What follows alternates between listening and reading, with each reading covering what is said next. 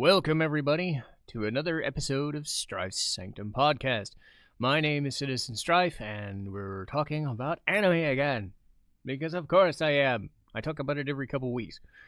But as usual, dub only. So if stuff didn't upload properly, which happened to one show, then I won't talk about it. Or I'm a couple weeks behind, or shit like that.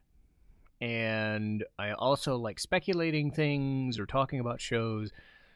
I'm finally getting to the point in spring where the winter stuff is done.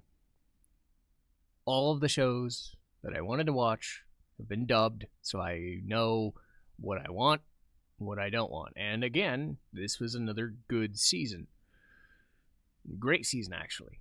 But there were some cuts that had to be made, and one of them was Liar Game.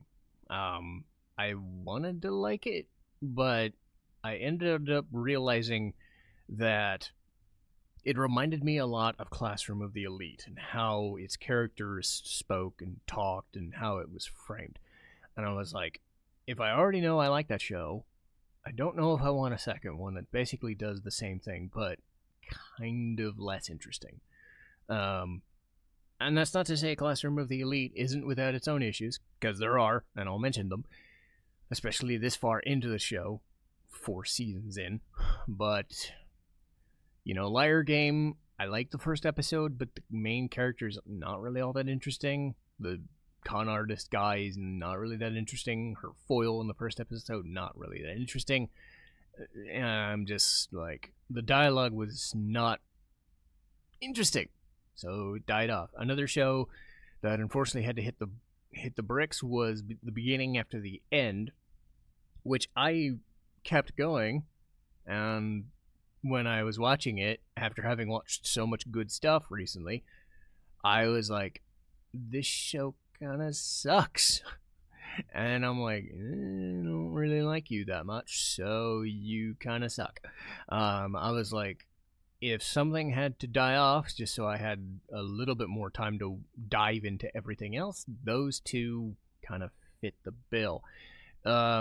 Other shows that were recent cuts, oh god, what was it? I think it was, no, that one I got, Mistress Kanan was quick. I think it was Warrior Princess and the Barbarian King, like, I forget if that was one. The Drops of God was boring. I don't really want to. Bartender, like, the Glass of God was interesting because it focused on characters, but like, the Drops of God was like, hey, we're talking about wine. And we're talking about wine. We're not really talking about characters. And I didn't really like the main dude, so I dumped it pretty quick. And then there was this, I want to end this love game. These two people, as childhood friends, keep saying, I love you, and they try to mess with each other. And it was just very chintzy and stupid. So I dumped it in about a minute. Anyway, getting to the good stuff. Getting to the really good stuff. Let's go. Ascendance of a Bookworm, adopted daughter of an Archduke. So season 4. I'm very happy that I finally got to this. I will say the main issues that's always been prevalent in the anime version is they skip through so much stuff. People said that the manga version has so much going for it, and they speed read the fuck out of this. It's like Cliff Notes versions, because mine was turned into an Archduke. And then episode 1, she has some sort of baptism to become a noble. I'm like, great, that's fine. But then, like, an episode later, this whole thing about her not being allowed to see her family and then going back to the cathedral, she's a freaking Archduke. Why isn't she just making a clean break of it? But no, she goes back to the cathedral as the High Bishop of all things. She's Ferdinand's boss all of a sudden. Like, there's no lead up to it. She just is that, and it's like, okay, we're back at the cathedral now. I mean, that's fine. She was there for 2 seasons, so it's like, it makes sense. You don't want everybody to fucking just nope out of existence, but I would have expected a lot more of just the Archbishop and the nobles, or the Archduke and the noble stuff, But whatever. Like, this show still fits it's better than it looks in the veneer, and I think I'm happy with it. because mine has her moments. And it always ends up shocking me how good the show is. So it ends up becoming something I like. A Classroom of the Elite, also 4th season. This is their 2nd year, 1st semester. This weird special exam is more just an excuse to introduce first-year students, specifically like 3 of them that matter. And one of them is a weird stalker girl who likes taunting men and turning them into toys. Another dude is this guy who is like, I don't fucking care, give me money. I don't fucking care, give me money. And it turns out that he was like used by that girl, so she has a bigger role than as a villain, which is nice, because that guy was just, give me money, you guys suck, give me money, you guys suck. And then there's at least somebody who has some sort of reasonable interest, and she's like, okay, well, I won't actually help you guys if life comes my way. But I think she's going to end up having the more important role of these new characters. But I will say, rewatching the show in the last few seasons, since like the first season took forever to get a second one, but every couple of years since, and I just knocked into my pop filter, go me, was I would love it every so often if Ayana Koji actually lost something. And technically he lost at the end of season 3, but realistically it worked in his advantage anyway. I kind of wish for once in his fucking life something happens where he actually shows emotion. Because I get that the entire show is about how he's perfect in every goddamn way, and he, Sherlock Holmes is his way through every situation, and it turns out at the end of every single scenario it works out to his advantage, Xanatos Gambit style. But he has the same stupid look on his face every goddamn second. And I would at least like one time per season to at least look at him and go, okay, he actually has human emotion. Go him. He actually maybe not cares for people, but actually does something in the heat of the moment rather than, this is a calculated risk and I'm going to do it anyway because this is what I have to do. Or more to the point, this is a calculated risk and this is what I'm going to do anyway because this is how I process it, and everything has been what I assumed it would be, but something like that. He's just it's so aggravating. He's just an aggravating person. I know he's not meant to be a protagonist in the traditional sense. He's a fucking asshole in a school of assholes, right? So there's only so much you can do. So rooting for him sometimes is hard, So I would like it if once in a while something actually didn't go his way and he actually had to find an answer to it after the fact. Anyway, speaking of stuff that doesn't go anybody's way, but is still funny as fuck, Dorohedoro Season 2. Kaiman gets fucking destroyed. Nikaido almost gets destroyed. Ebisu almost loses her fucking head. And Master N is getting kind of crazy and shit. So people go into his apartment and his mansion and beat the shit out of him. I think the funniest gag of the last episode was Ebisu basically being dragged around the entire way, trying to get healed, by her friend. And it's just like, no. She's just there, just sitting there. It's just dumb. And then finally chases the dog cat thing that can revive her. And then finally does revive her. But, weird way. But then N gets destroyed by what looks to be Kaiman, but could be Kaiman, could not be Kaiman. I don't know. Different voice actor for that moment. Because they went from Alex Lee to Kaiji Tang. So I'm guessing it's a different person. But who knows? It could be the same guy. I don't know. But he got rid of Master N. So I was like, alright, we got 6 or 7 episodes left of this season. But the dude's already dead. Okay, that's a change. So where's the show going to go? If there are some shows that can get away with destroying the main villain before the finale and, or reviving the main villain before the finale and having him die again. And this is certainly one of them. Ramparts of Ice. This is one I want to spend some time with because I had the same issues sort of with Dorohedoro to a lesser extent, but I still think it applies.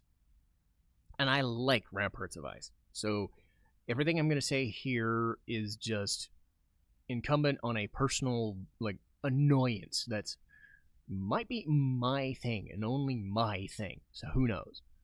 But this show is going out of its way to proffer the wrong relationship, and it's an issue of chemistry. This is from the people that made Polar Opposites, so they know how to make engaging romances and having struggles, but still being romantically involved and whatever, and being. This is more about being friends, and whatever, and Hikawa. I have no problem with Hikawa like having social anxiety disorder to some extent, or just putting that mask in front of her and not really know, because like that's part of the fun. Is seeing her reactions and knowing that she's just around people. But she has no problem talking to Yota, and she smiles around him, and I'm thinking, okay, that's a relationship right fucking there.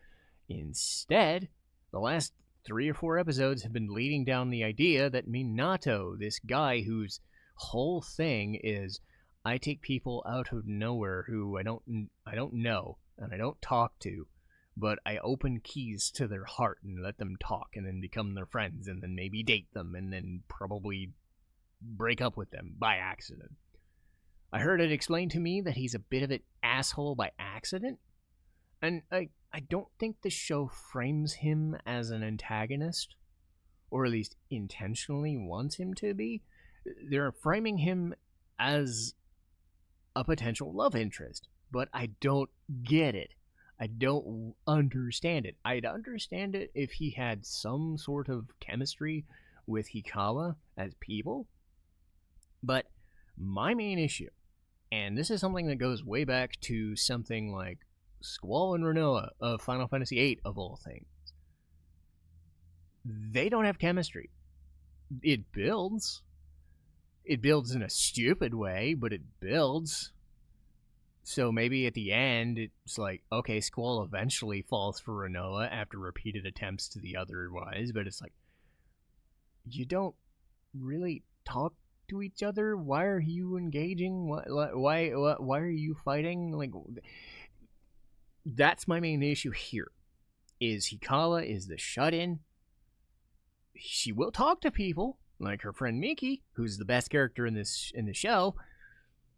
She'll talk to Yota and smile, and she has no problem palling around with Yota. And I'm thinking, okay, it may not be the most interesting relationship, but you can build a show talking about Hikawa's struggles in school and, maybe falling for Yota, and maybe they're unsure of each other, but they like each other. They've proven they like each other. They want to be around each other. They have no trouble with it. So build something around that. No, let's build around this guy who is talking to her about things that are intentionally pissing her off, and then realizing after the fact, maybe that was bad. Why don't I understand her? Why don't I get her? No, you're coming off as a fucking creep. Because if somebody doesn't like you, you're the problem. And yet, the show wants not only to frame that part of it, which I will give them credit for, they try to frame Minato to an extent, realizing he's a fuck-up, but just a series of fuck-ups, and Hikawa is his most recent one. Why are you after Hikawa when Miki's right fucking there?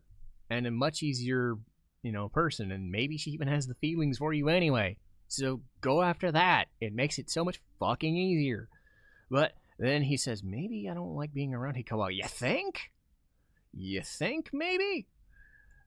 The show even gives itself 2 or 3 instances in the most recent episode to basically say, maybe this relationship thing won't work. Maybe talking to this guy and this girl, they don't have connection. They don't want to talk to each other. They're not here for any goddamn reason. And yet, no! Hikawa gets it in her head that she's at fault, when no, she's in the right. This guy brought up a touchy subject, and she's like, you're constantly talking to me out of nowhere.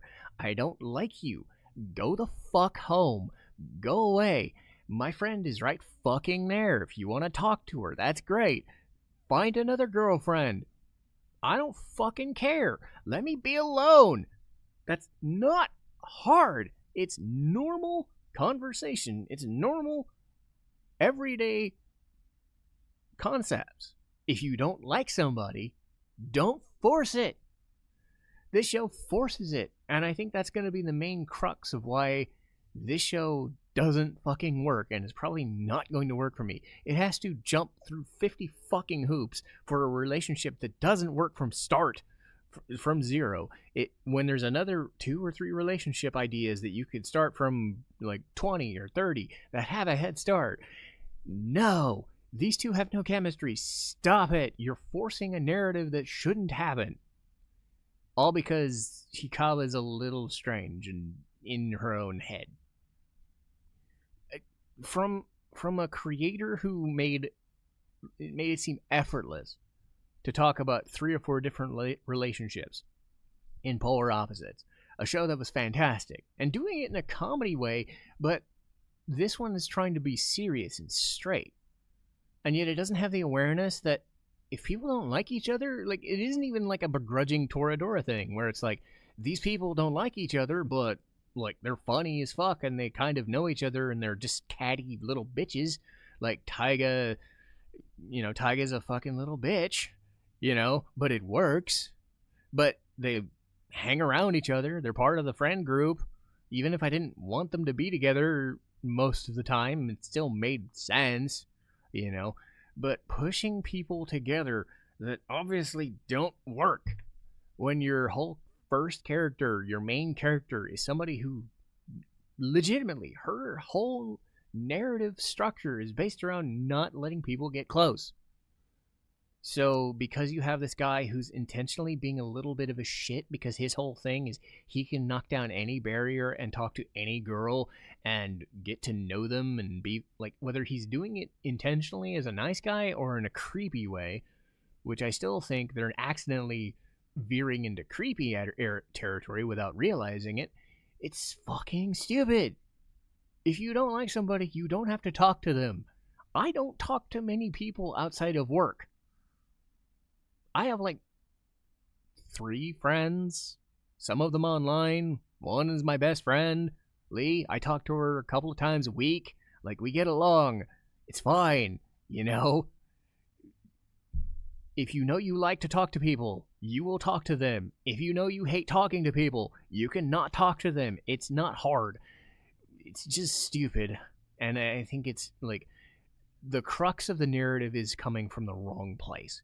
And I don't like it. And I think this is kicking and screaming its way to that conclusion, despite the obvious nature of, this shouldn't really work under normal circumstances. Again, it's a show. It's a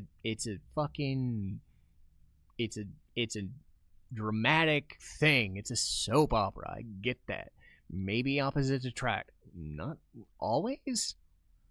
Opposites don't always attract. Sometimes opposites repel each other, and that's fine. You just move on and tell a different story. You're the one writing it, and maybe I'm alone.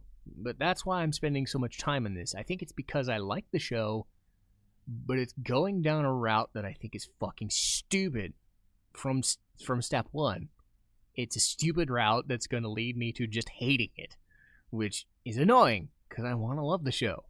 Anyway, let's get back to something I unequivocally like.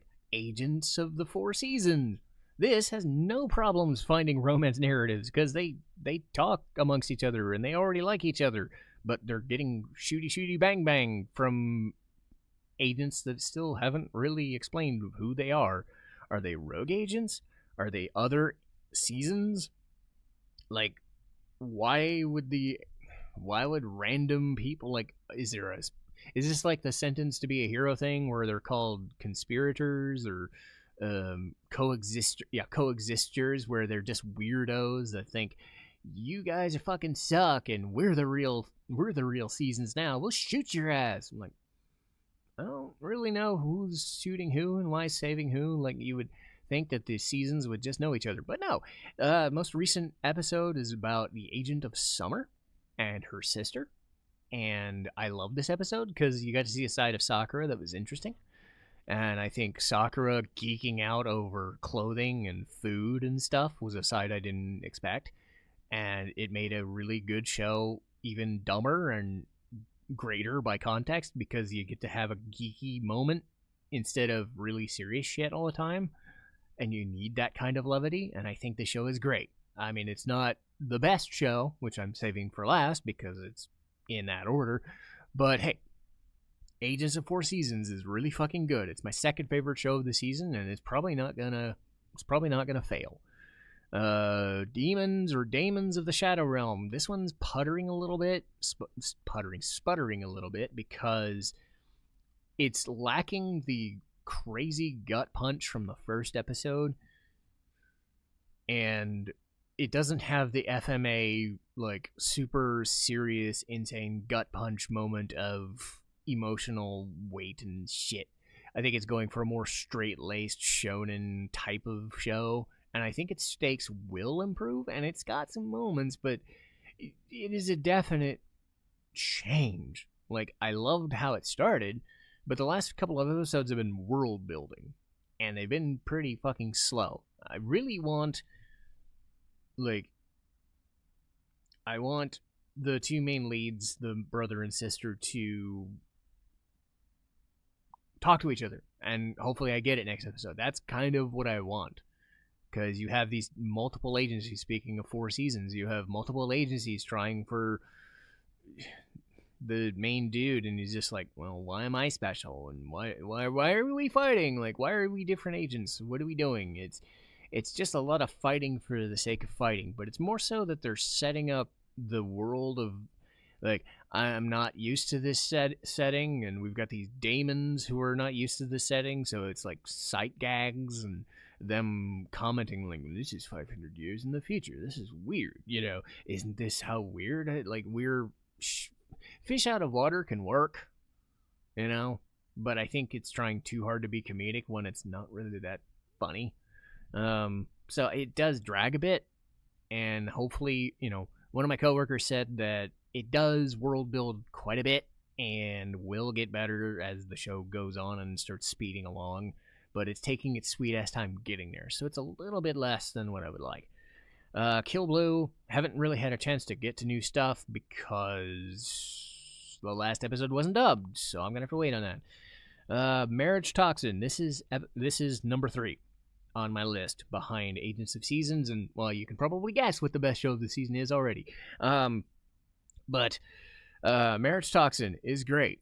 It's Spy Family's premise of finding a wife out of nowhere, but done in a speed dating setup with a dude who saves this girl who's actually a guy, and I love every second of it. It's got the cool Sakamoto Days and Spy Family crazy fight scene stuff and spy crafty stuff. It's got a good chemistry of the main leads. Gero and Kinosaki are really fun to be around, and I was almost expecting them to fall for each other already, despite both being guys, because the mixed bloodline, or the what do they call it, the cursed bloodline, or something, where they have to physically mate. You can't just adopt a kid and have the power of the poison master or whatever master to work. You have to physically mate. So, okay, well, that would explain why Kinosaki can't make it work. But goddamn, Japan really makes androgyny confusing most of the time. They just say, hey, you look like a girl, or hey, you look like a guy. No, I'm totally the opposite gender. I had the same feeling with Kimono Jihen, where one of the friends of the main lead was totally a guy, but like the artwork and the sprite work and everything about that person coded female.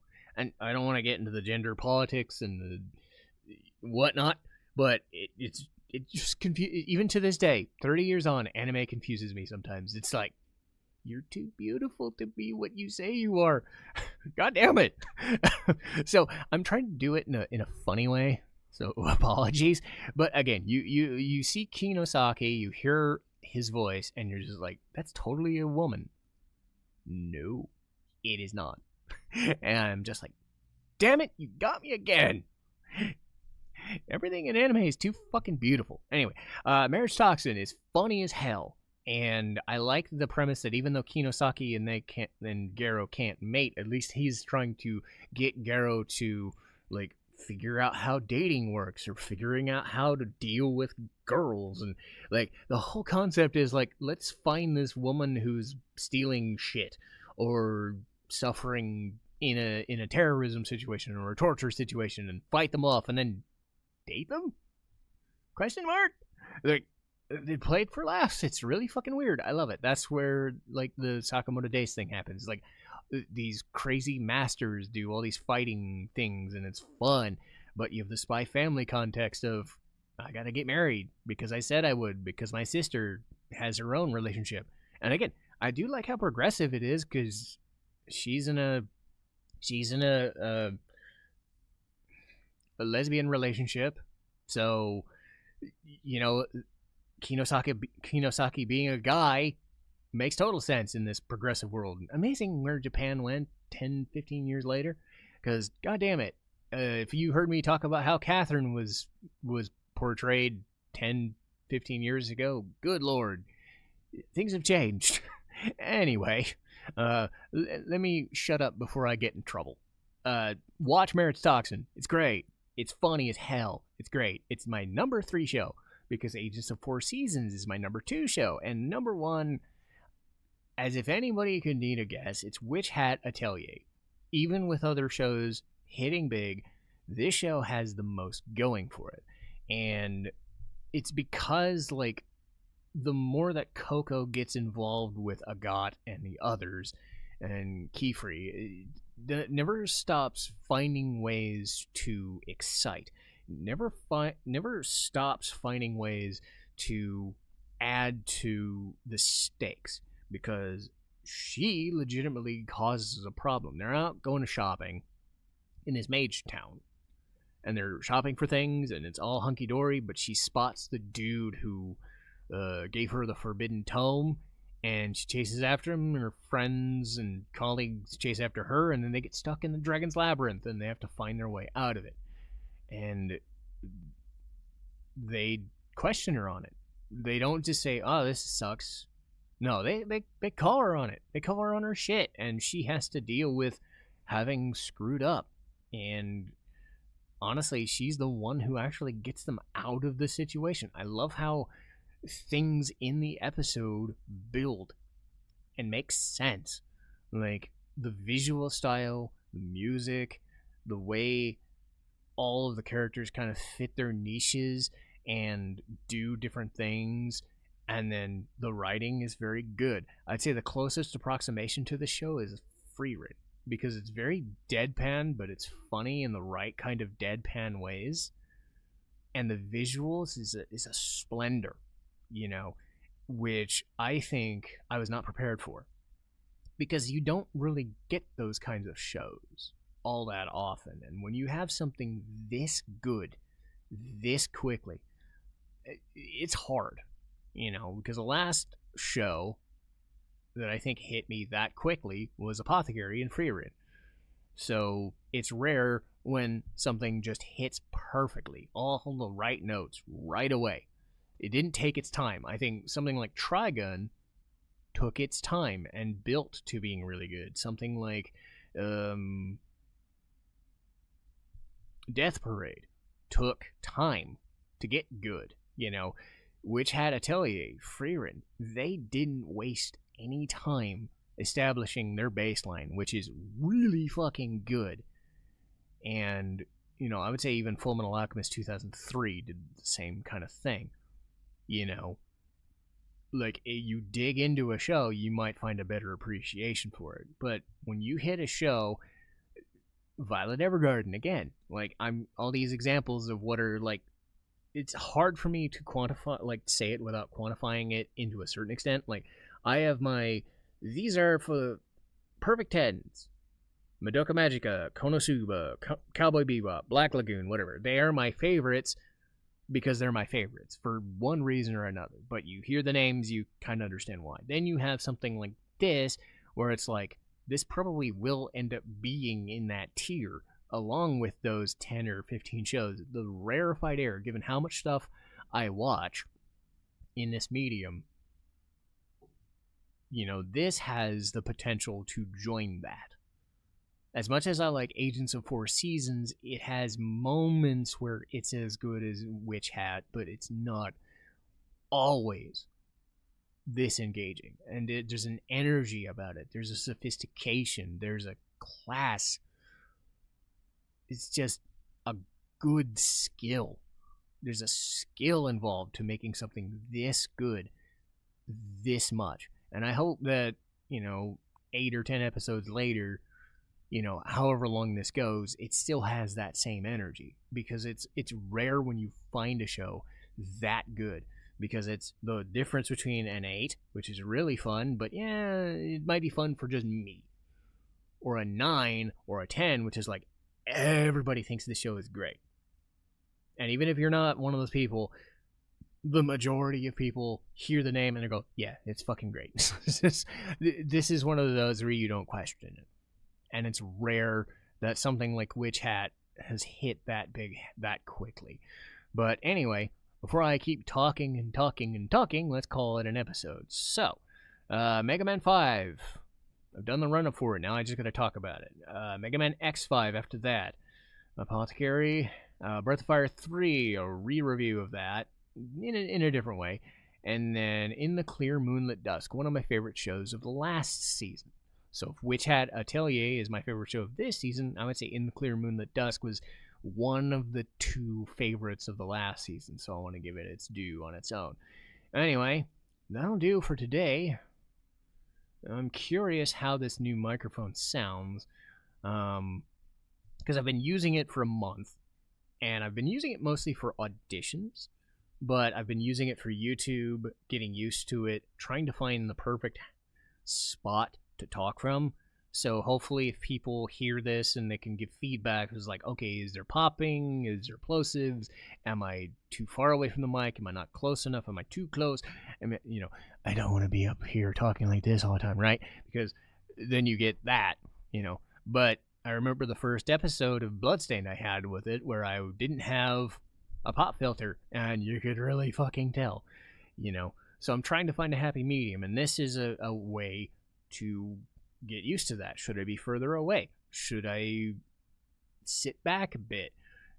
Something like that. Should I be even closer and maybe not hit plosives? I don't know, because you would be the judge of that better than I would, because there's so much shit I gotta do in my life, but I'm doing this for content purposes, and I'd like feedback.